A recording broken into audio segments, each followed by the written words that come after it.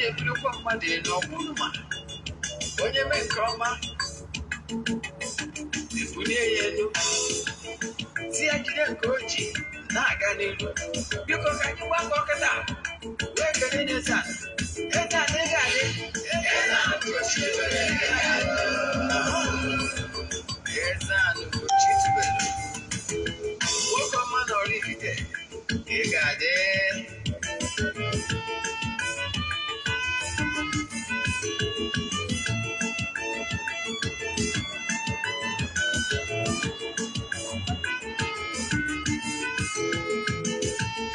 Ọdịnala bụ eziokwu, ọdịnala bụ ụzọ ndụ. Ị ma na o nwere olu na-eti mkpu na-asị ụmụ Igbo chigharịa, ụmụ Igbo chigharịa. Kwa mbọsị ọ na-eti, n'ụtụtụ na abalị ọ nọ na nkụzi. Eze-Ana Eze-Ana Ugochi tubelu onye ọma na oraifite, onye mgbasa ozi ọma ọdịnala gaba n'iru. Eze-Ana Ugochi tubelu onye ọma na-eje eme ọnụ. Ọdịnala bụ ụzọ ndụ gaba n'iru.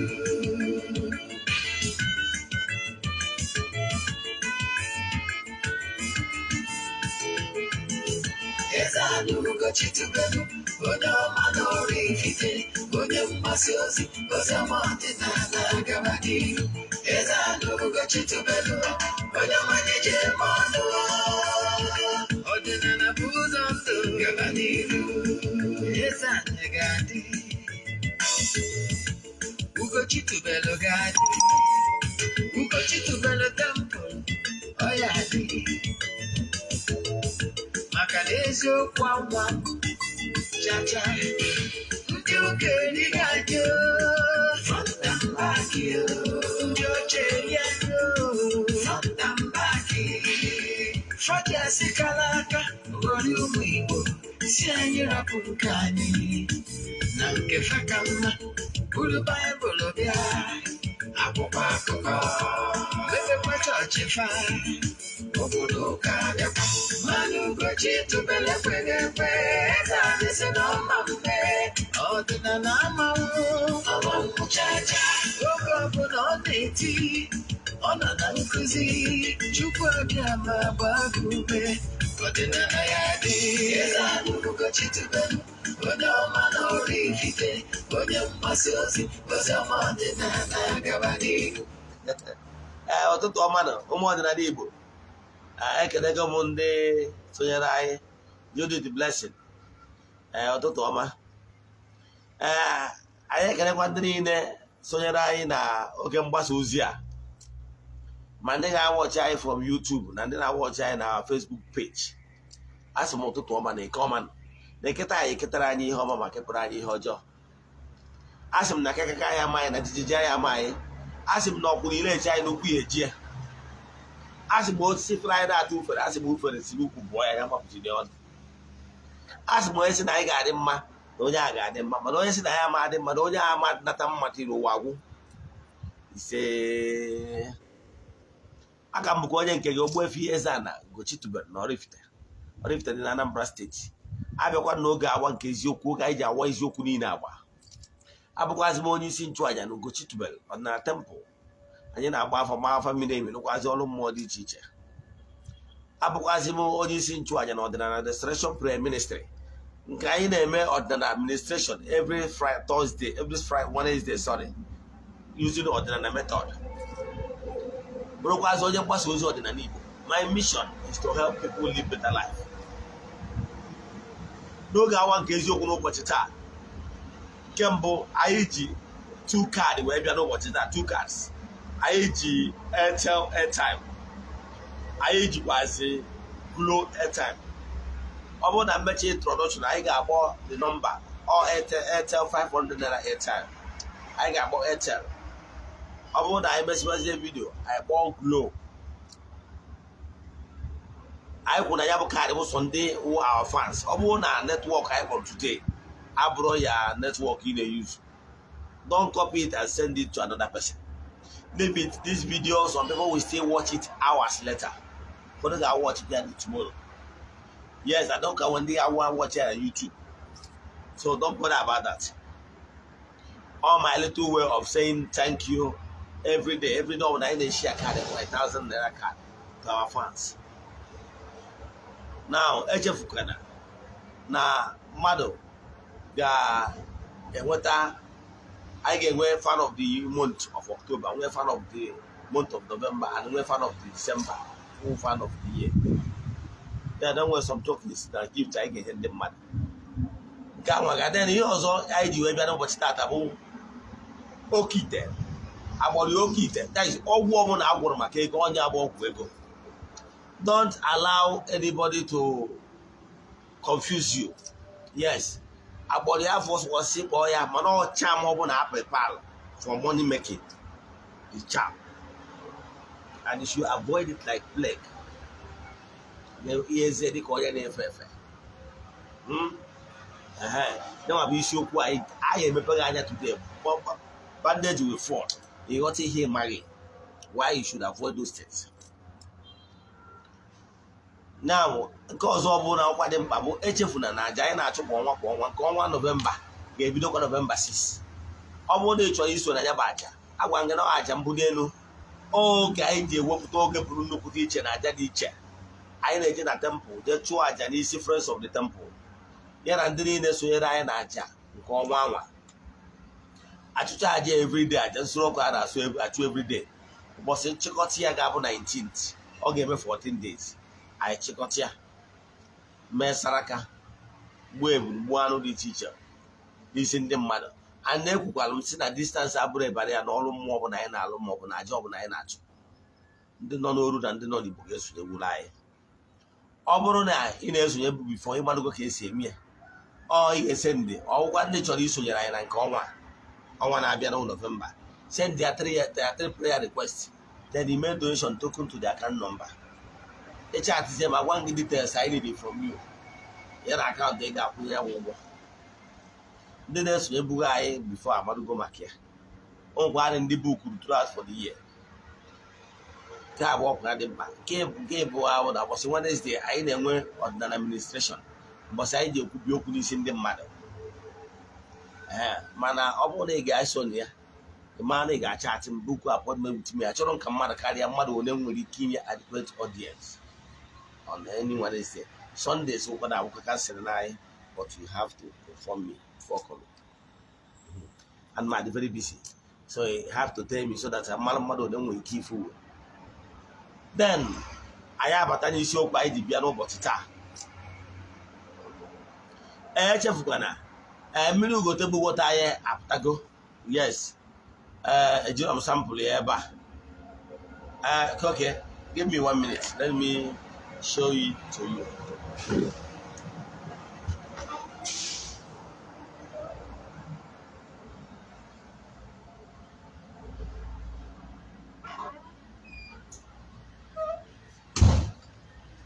Yes, so now pure water there. Bagafia. Yes, on the pure water there. If you go table water. So now oraifite and the virus or the severe. Can you update Basaraja be here? Then our bottled water is next year. I don't know the water they have that approval for the pure water. You know, all those products here water come approval one by one. That is approval table water ditch. Bottled water because ditch. And glory be to the gods. No well, and the name is again Maranwa. To interest you to know no only Maranwa Kaibiduru. Now we hear Basalo now pure water. On February ending, Kai go Yavana. Not much I be dear. Back I'll be now. So I will thank the gods and therefore entities of powers now. I will go to the logical end. Then I ever the phase 2. I want to count phase 1. Then we phase 2 and the company we phase 3. Here and there can produce every one. Then this show why you be about it at abo. Genebo Okeite. Can go out here what you don't know. The problem people are facing, you know why, what prompted this topic today? Early hours today. Ka agwara m kụzie ya bụ nkụzi. Ihe kpatara ya bụ na no nwere nwata nwa okorobịa just 20 years according to the message you send them. They had the 20 years. Na ya bụ 20 years. Na ya bụ onye na-atụ ọrụ. Na ya bụ onye na-atụ ọrụ. Mana na ọrụ ya na-atụ na agụ adịkwa agụ ya. Mana na ọ chọrọ ka o bute nnukwu ike. O wee sizie ka o jee mee Okeite. O wee si na-emeri Okeite. Ọ bụ ọzọ na-emeri Okeite, na-emekwara ya nke ọzọ kpọkwara awele something. Mana na ihe niile ahụ charms. Charms a na ihe eji elekwa ya bụ na a na-egburu ha nkịta na anụ ndị ọzọ gwa. Ịghọtara ya? Ọ sị mana ka ya gwa m eziokwu na since ya arụchara ya this money making charms. Ọ sị mana na onwe bụ ọkwa ihe ya fụrụ for months now. N'ọgwa that normal small money ya na-enweta bụ before ya lụọ ya ka ya ka na-enweta. O wee na-ajụ nke ihe ya ga-eme. Adị n'afọ agwakwuru ya na ya bụ onye mmiri. Mgbe ọ ga-ekwucha ihe a, enyekwara m ya ndụmọdụ gwakwa ihe ọ ga-eme, si ya jewekwa back to onye ahụ alụrụ ya bụ ori anya bụ those money making charms. Olu onye gwakwa onye ahụ dị ya was interested. Yes, ya was interested. Na onye ahụ agwazie ihe ọ ga-eme ka e wee sepụ ya ke bụ aka ya bụ enwere ofe. Na onye ma bụ the best option o nwere. O mee ka eshọ na ya bụ onye anwa mee ya bụ onye bụ ya gwọrọ ya bụ ọgwụ ego settled amicably. Whatever it takes na a monetary value o settled onye anwa o wepụ aka ya. Maka na he who fetch at infected firewood invited lizard to his house. Let me explain to you. Do you see this gross material world? Yes. You know, in the entire universe is so large. But on this planet Earth is a gross material. Now, what is governing this gross material is natural laws. And a natural principle you will keep that will make it possible for whatever that is your dream to come true. Once you apply that natural principle, you want to be successful. And when natural principles you must apply, and the successful for you. And one of the 10 natural ingredients: 1, determination, conviction, never giving up, consistency. So this is one of the ingredients that is very important. You must have vision and focus on that your vision brings, and be well informed of your knowledge. Know where you are good at and put it into practice. And when natural things that make it will happen. Let me tell you, if you don't have anything doing, you want to go ahead and shop. Or when you hear now, you just walk one day because when you hear game, you got that? Go. So when we are here game, confirm also promia. I can have all my ego. People are falling victim of so many things. Mana, maki na hard or properly informed.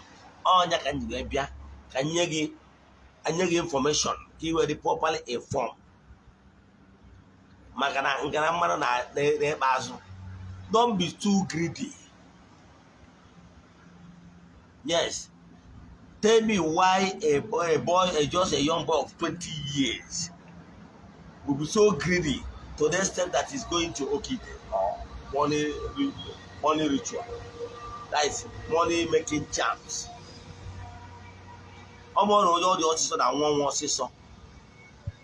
This generation on the too greedy. You must lay foundation for your success. Success is not what you just overnight. You just boom, success. Any money you made by that boom will vanish within few time. You know why? Because that success was not properly structured. There is no foundation that will sustain that that height. Oburo mmadụ nọ n'ezi enu n'ogo dị elu dị mkpa. Ihe dị mkpa will you be able to sustain that height? And the only way you'll be able to sustain that height, greater height, is by laying the proper foundation so that you will be where you want to be. Now, one no copia, this is also what I said that no one I will no aja nkete mgbe ikuku kuru enwego eburu mmiri nwa ada ọmajiji na anya bụ ụlọ ga-ada mana ụlọ ọbụla ebidoro with solid foundation will last for a very long time. You get? Yes. So what am I saying? What I'm saying in essence is this.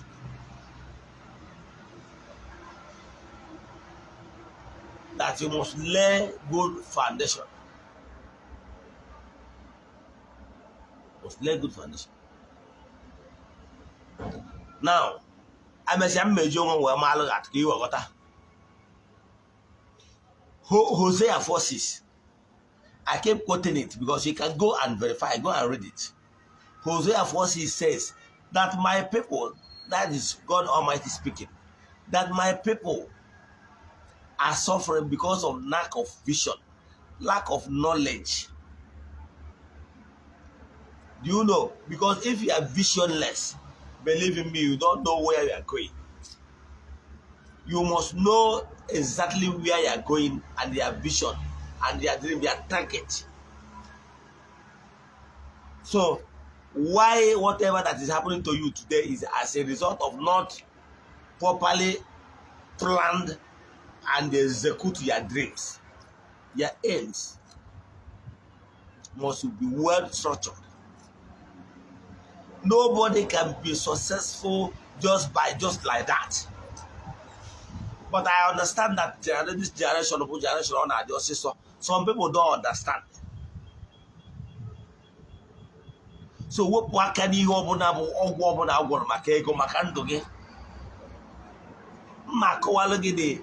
the content and so many things you was about these charms and why you should avoid these charms.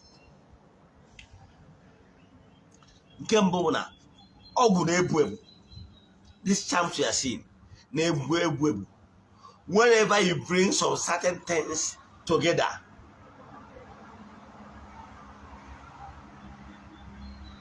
and will for the years some of the content magwage na adị na anya bụ ajọ ọgwụ a nke bụ na onye na-agwụ ya nwere ike ma ya ekwe na-agwa gị ụfọdụ ihe nwere ike ịdị na ya and ọ bụ na nke adịrị aka ọzọ ga-adị ya onye na-agwụ ajọ ọgwụ a bụ olesi na onye ahụ o ji emekasị alụghị ofe ihe so na ọgwụ cham ka ọ gwọrọ mana ọ bụgharaghị ọgwụ cham ka ọ gwọrọ ihe ndị a bụ ihe nke a nwere ike ịdị ya maọbụ nke ọzọ adị ya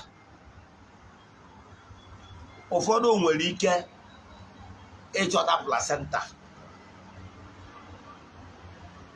maọbụ weta ihe ọbụla si n'ahụ haya animal bụ mmadụ ga-adị n'ime ya ụfọdụ nwere ike ma ha agwanaghị exactly ihe dị n'ime ya mana ihe ọma na ịmago na ọ na-agwọ ọgwụ ego then o tinye na ya ụfọdụ nwekwara ike iweta ihe na-atụ n'ọnwa dịka ihe ụmụ nwaanyị ji wee nọ na nsọ ịma na ihe eji nọ na nsọ o ihe na-atụ n'ọnwa n'ọnwa ịghọtara ya is menstruation cycle. Ọ nwere ike ịbụ ihe iji wee nọ na nsọ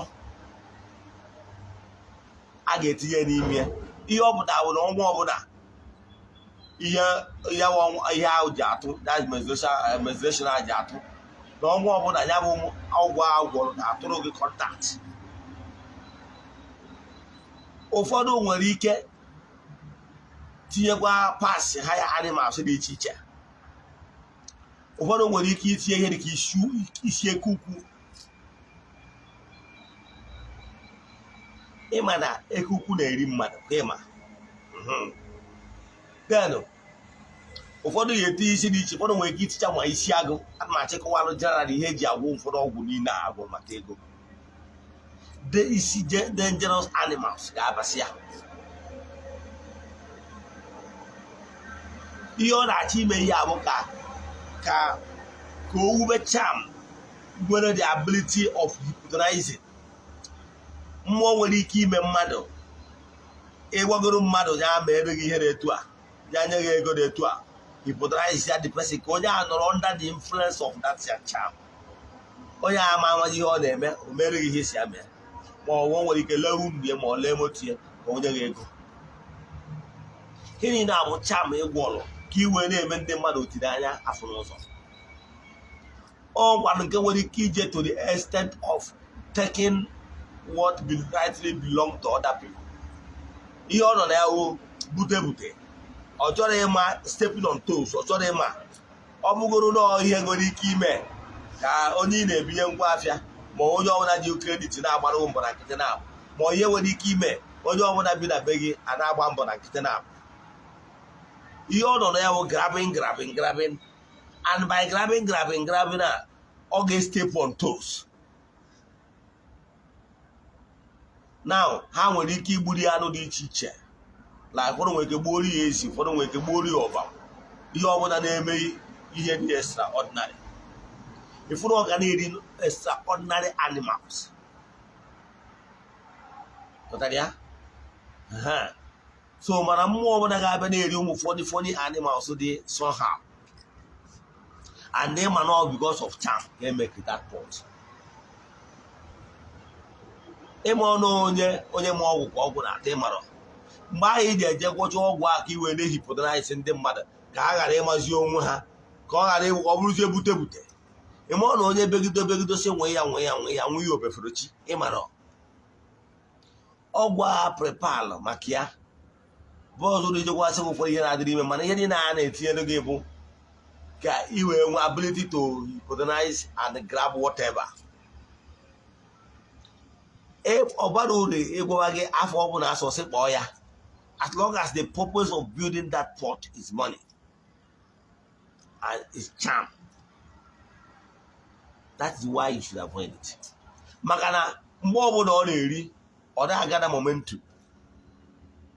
Ịghọtara ya? Example, ọ bụrụ na ị mụtara nkịta na be gị, nkịta mgbe ọ bịara ọfụ idewere na chen, ị na-restrict ya, then na-enye ya ihe, ma ọgwa na onye bịara ọfụ na be gị, of course gwa ji aka je buy that television, mana ọnwa oge ọ ga-anọruo na be gị okuru wins ịfụ na ọtọje watch television je na apology n'aka ya gbanye. Etu a ka ọ dị mgbe ị na-enye ọgwụ ebe ọgwụ ya emegido na-agara momentum, ọ na-spread the tentacles. Onwe oge ọ ga-eruzie o jiri aka ya na-ewezi ihe na ọ bụla inyepụrụ ya, ada o nwere ike o bido na gị ma o bido na onye arụ gị. Ife gị bata gị ịgwọ ọgwụ ihe agwụ maka ego abụrụ onye ma the most important thing. Why those money a na-ekwu okwu ya is not coming is because na-enwere some certain things ị nwere ike ime to lay foundation for success, not money alone. Ndị niile batara ego today, ihe ha ji wee nweta genuine money with them, they work hard to create something good for themselves and their family, to make this world a better place for themselves and for others around them. That's what is the driving force for them to start creating some platform and investments that is paying them today. Money is not that way it is. Onye a na-agwọrọ ọgwụ ego anwa ọ bụrụ na o si eto alụ nwaanyị na onye a nọ na bie na-agwọsọ ọgwụ ego a bụrụ the richest man in the whole Nigeria without their own money. Nwaanyị ji wejere spesi onwe ya ịlụkwara gị nwaanyị na ọgwụ ego a nọ na bie na-ewetara ya ego. It doesn't work that way you are looking at. Ịghọtara ya? Onye nke ọdọ chatịrị m tata ma wee sị m na o nwere ebe ya jere na ya na-achọzi ka e nwere onwe ya etu ya esi wee nwere onwe ya na problem ya bụ na o nwere onye gwọrọ ya ajọ ọgwụ wee gwazie na ajọ ọgwụ a ga na-ewetara ya ego ọ gwazie pasenteji one ọ ga na-ewetara ya and since ọ gwọchara ya ọgwụ a na nwere ihe a na-afụ na ọ chọgo ka ọ bụrụ onwe si go back to the person. This is another person. No, onye nke agwara m ahụ na ọ dị this is another person. We say go back to the person. Ọ gwazie na chọrọ ibridge agreement gị na enwe based on na need go wise na abụọ na ma ọ na-akụwagoro gị ise na nkụzi na akụzi. Go back to the person. Gwakwa ya na ya no longer interested. Ọ gwazie gị ha ga-eme mbara wee sụọ mbara ndị stop entangling yourself. When I'm going to go on our wall, after our body does not account because all in our wall they create alpha opener for your child and the targeted audience. No child go on here with that or man forget here. So sometimes they will give it a name that is more favorable that will make people to come.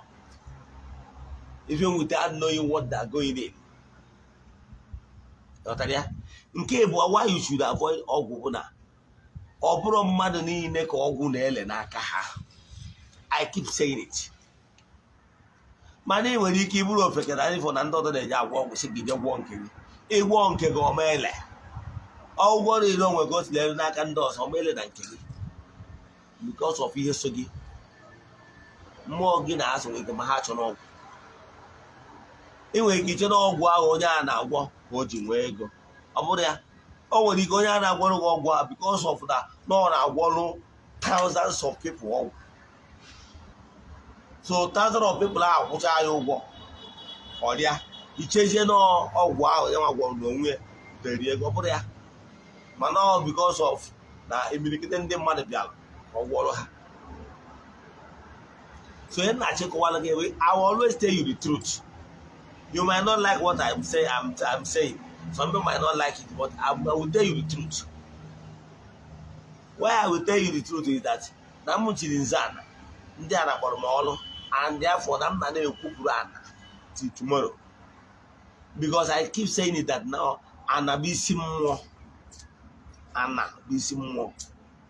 Imeta ana mma sọ nsọ ana gị na ana kwụrụ ana agọzie gị. Na ana na-agọzi mmadụ. The problem is that people don't understand how things work. I want to ndị mmadụ. If you want to be successful, activate your agwụ. Gwa ndị mmadụ na agwụ na-achụta ego from time immemorial na Igbo m ya. O nwere onye ya bụ na agwụ ya na-akpasasị agwụ ya chịkọrọ ọnụ. Na onye ndị Igbo ga-emasị ka alụọ agwụ ma ọ bụ ka emere onye ihe gbasara agwụ. Ụkwa ndị nwere ndị ahụ ike imechara ihe gbasara agwụ. Ọ bụrụ onye chọrọ ịlụ dibịa ọ lụọ dibịa. Ọ bụkwa na onye achọrọ ịlụ dibịa o nwere ike dipendị na ụdị agwụ ọ bụ. Ọ bụrụ agwụ ọ ga na-esetụrụ agwụ ya na-emekwara onwe ya biznes ya. O nwere ndị bụ na agwụfa agwụ nka na ụzụ ma ọ bụ agwụ azụmahịa. O mechie ihe nchekwa ihe gbasara agwụ ya. Agwụ ya achịkọ ọnụ. Agwụ ya na-enye inspiration. Agwụ bụ na ọ dị ka the inspirational aspect. Every day, what are the strength? Your vision line. I will always tell you where your strength lies. Are you an evangelist? Are you a counselor? That is the only one who need that on the mother. Mgbe no na n'otu Bible Society na n'ụka Rome then. Enwelu na charismatic, enwere na charismatic, enwelu ihe enwe ministry dị iche iche, enwere ihe na-akpọ intercessory ministry, enwere singing ministry, enwere evangelization, enwere the character, enwere the prayer warriors. So enwere group based on mgbe ihe emecha life in the spirit seminar. Ewe mara ebe ya give to lies. When I was in the ministry na Oka Ndobia, I'm an evangelist. I'm an evangelist. Stroke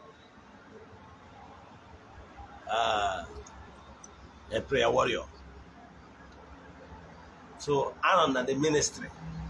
Man, because of that, now charismatic and Bible Society and the other Marian religion, not then. In Bible Society, I'm on prayer ministry. Yes, that the amalgam every Friday I do Ogbako.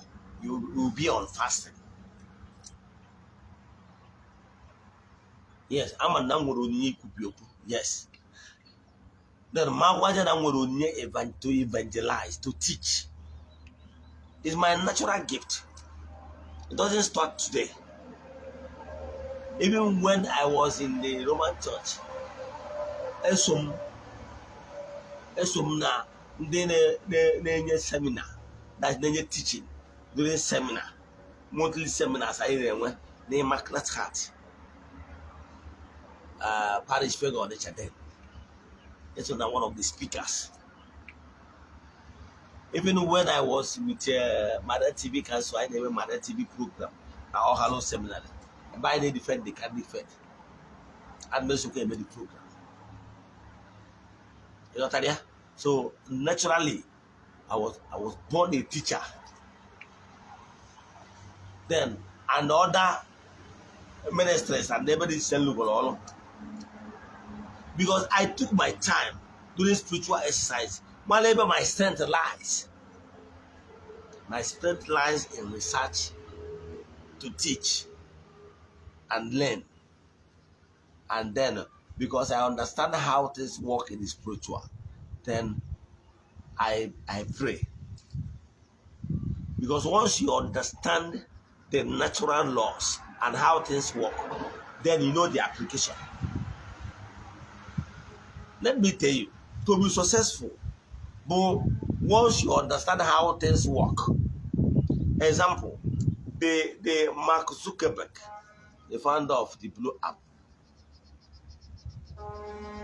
he was successful because from day one, from the college, he has the intention of creating a platform where friends can meet friends for interaction. His dream is to create a platform where people can meet. He is like a connector. He's a natural connector. Because his vision is, I want to create a platform where people can meet people. He's a connector. Now, as a human, he will not be able to connect the whole world. But with the platform and his wish and vision, he created his vision in a form of app. And that his vision is what is paying him today. In ancient book says that gift of a man maketh a way for him. So know where you have passion. Do you know that they were also they make a social app by being connected, bringing some the life events, creating content, and so on. Now they have large followers, and they have a because they put their vision into practice. I'm still telling you why you should avoid Ogbuefi. It doesn't work the way you are looking at it. It's the more you look, the less you see. Let me tell you. I, Ogbuefi EZE-ANA Ugochi tubelu. Okeite Nwunye I'm not going to do it. Before, in my entire life, I took my time to build some certain things and to create a brand, because I'm a type that normally like to work to develop more things, bringing more ideas. I have told you how I rose to the where I am now today, from grass to grace, because I focus my attention to my gift and using that my gift to connect what I want. From day one, even my humble self, without knowing it, I didn't know that my is my entire entities of power that follows me from childbirth, from child. Now, has a reason why I was created, why I was permitted to be here on earth. I was not to know. I was allowed to pass through the natural ways of learning so that I will be able to teach, so that I will be able to impact life from childhood. I normally pay more attention in learning. What attracted me to Bible classes when I was no Karum, but because I love teaching. There is a popular man then, we call it Sir White. Normally put on white and white then at Onisha then. We happen to be in the same parish then. He's a good teacher and orator. I always looking at him, I was like, this man is impacting life. So I emulated him. Because of him, I joined the Bible Society then, so that I will be able to learn like him. So I have already told you that I have read the Bible from Genesis to Revelation 3 good times. Why is it possible? I made a time that every day I must read one chapter. Sorry.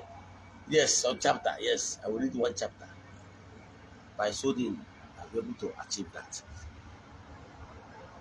So I didn't know that by so doing, that my instruments have been preparing me for greater height. That time, I was born a Roman church member. I took my time. I like studying. I read Vatican I, I read Vatican II, I read canon law, I read the councils of the church, I read the catechism that was brought up by John Paul II then. Then I read almost so many lives of the saints. My bookshelf then you see so many, like Saint Catherine of Siena, Saint Teresa of Avila, Saint Padre Pio, Saint Thomas Aquinas, so many of them. I have so many. If you see my books, so life of the saints. Sometimes I will be buying them one volume. Sometimes I have some volume that contains so many life of saints. I read. So from there, I move to greater height. Started reading some spiritual books. I don't want to start calling names. Even what prompted me to visit India on an occasion in the year 2003. The very long years, it's 90 years today now. Over 90 years, because I was there, I left there in April 2023. Well, 2003, sorry. I even followed them to their temples for their festivals. I joined them in the temple, I ate. So I didn't know that that time is when my husband was laying foundation for where I will be today. I read so many books. Many. I don't want to start mentioning names. Even Buddha, I read Buddha. So many books. So after reading all those things, till finally I came to ordinary. And those books I read all those years really helped me to understand ordinary A to Z. Now, one day I was doing my spiritual exercise, I was told, like, there is a reason why you were permitted to read all these books, so that finally, when you come back to your root, you were able to understand it. That's why I told you that even if every other person join churches, I will be the last man standing on them.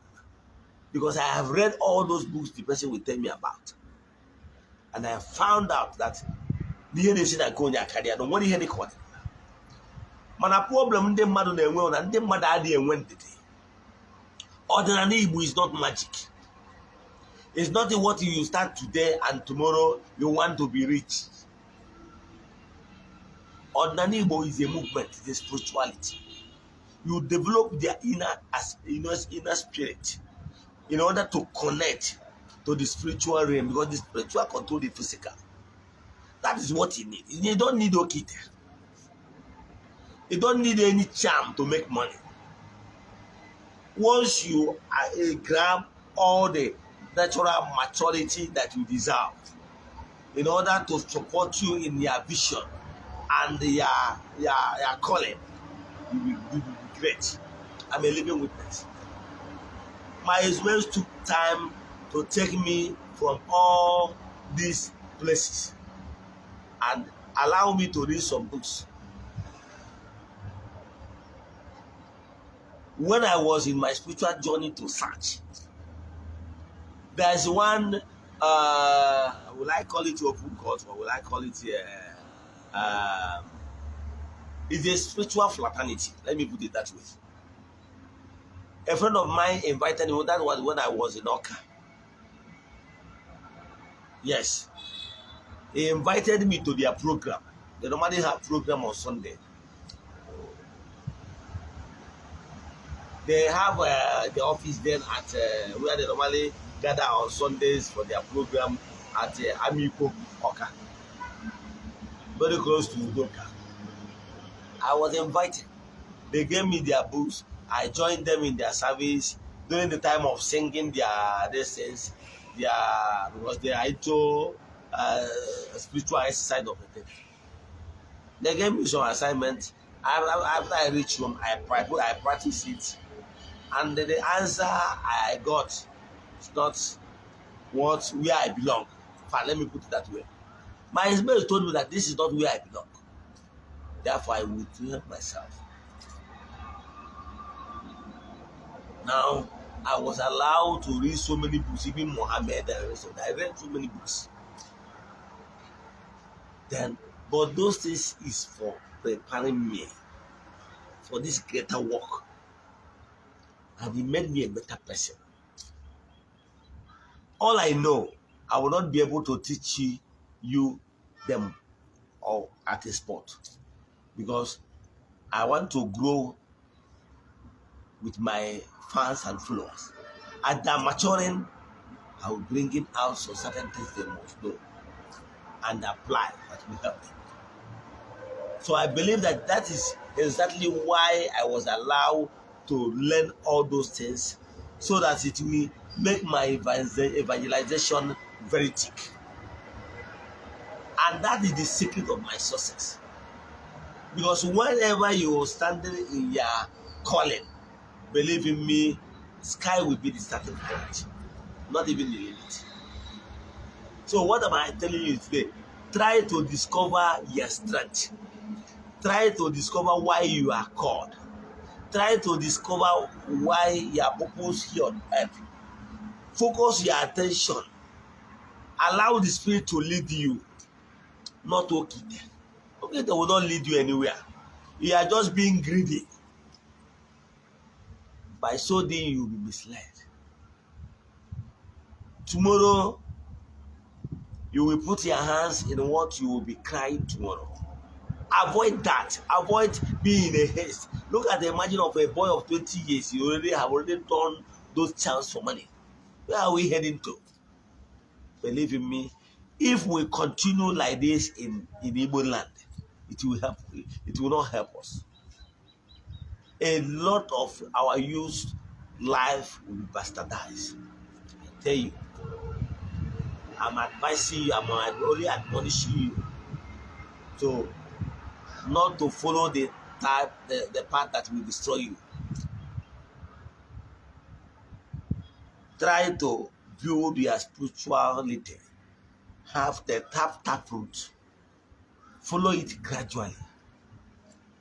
I have told you how I was grown.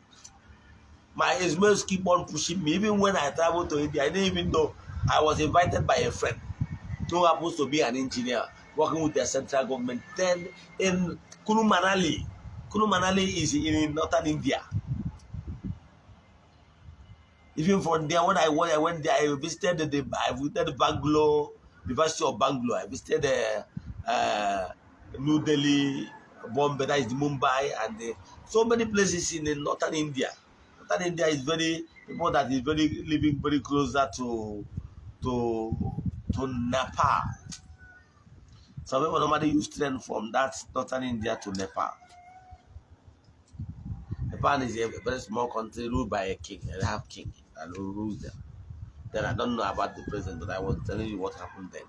So what am I saying? I was allowed to grab those experiences because those experiences will form as a foundational basic to fulfill my mission, dreams on here on earth. And that is exactly what I'm doing. When I was with you, Carol, I used to preach then in the buses. Then doing my morning cry. But at the right time, my husband told me that that is not where I belong. I should go back to the root, that I was called to be an church and an evangelist in ordinary Igbo. That once I go back to my root and why I was permitted to be here on earth, that I will be successful. And that is exactly what I'm doing. And for the fact that I keep doing what I was called to do, success is assured. So what am I telling you today? Avoid those charms that will destroy your future. Believe in me. I will be the one that will tell you the truth. Don't allow anybody to deceive you. Not to do the needful. Not to do what you are called to do. Discover your strength. Discover where the talent you have and work on your talent so that you will be great, so that you will be successful. Can you want the first airtime I do? What's that? Go airtime. Airtime. Gambobo 0937 12 69 45 28 02. Sorry, 0925. I repeat, 0937 12 67 69 45 28 0925. Let me call it for the last time. 0937 12 69 45 28 0925. That is for Airtel airtime. I will Makata. Let me use the opportunity to call the Glo as well. We have also Glo 3105 41 59 30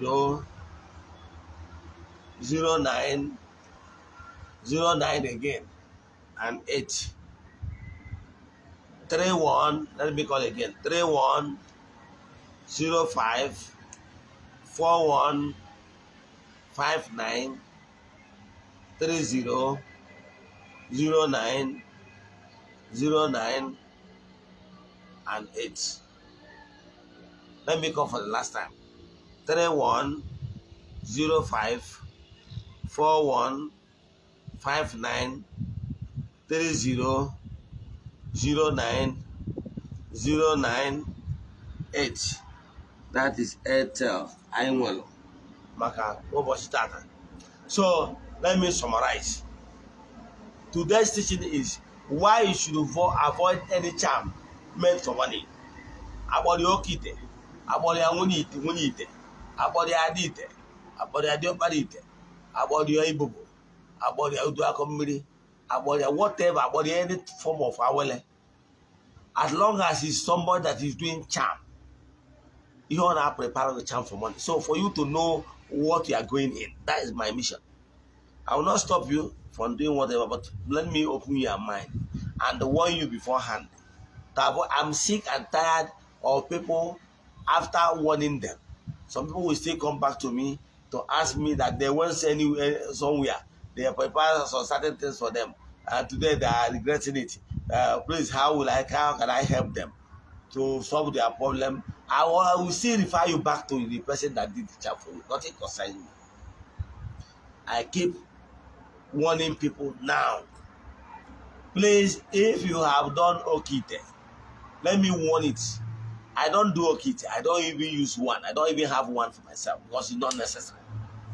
And I know I'm very successful in my calling. I don't lack. Whatever I ask, my His will give it to me. As long as I put necessary effort to work for whatever goodies I'm looking at. Now, let me warn people for the last time. If you are already committed yourself with Okeite and all those money-making charms, please don't run to EZE-ANA. EZE-ANA will not save you. What I will advise you is go back to the person that did it for you. Let the person solve your problem. Whatever the person asks you, any amount the person mentioned to you, give it to him. But let me warn you for the last time.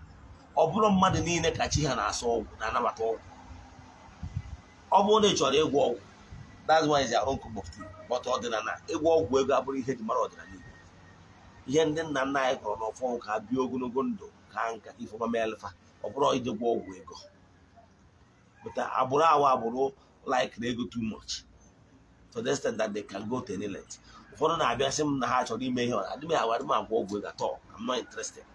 Now, only the interested, the Kundina one, but I'm malo, no one on the cheers or all. They are hammer to an old work or wallow. More chimnas all, met to an old work or wallow. And now more than million need all. Yes, only million need all.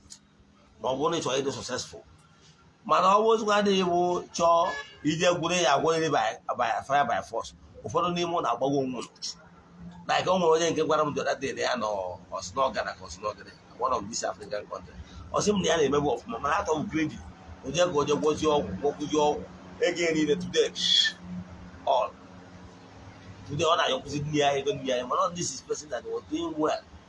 So when the king a man more gonna have to abow back to us and water. By then the choice here, for they would them no fun now have here, had no money name mefa. And I was a family, I feel no problem, madam, I know he hakuta. Let me warn you, that's my mission. That's why I was asked to teach this today. And I have done my own bit. Get for selling. I remember that had to work in a premium and there could be more police in the my viewers nobody want. Ebo no nona. They don't know than they know you, but distance I'm up with a barrier. Ebo no one under the influence of my voice. No, do I know Munko but or ever to tia. Maki no Jehe goes on. I'm pleading on their behalf for mercy. Let them be regretted. Let whatever entanglement they have already put themselves in, let them be released. Now, you can even see that here. On one to Jim and Kuzia, Kuzin Kuzubo, we hear about Gujuganya or Dranibo. Send the other message in our WhatsApp. I can make it. Echefugana. The Chinina Bo Saturday. I got the one, oh God, Nanibo. 9 o'clock. I get you back. Nkuzi wala agba dịkwa mma ihe ji na-amụta ihe wee bịa maka ya bụ echi niile time na anọ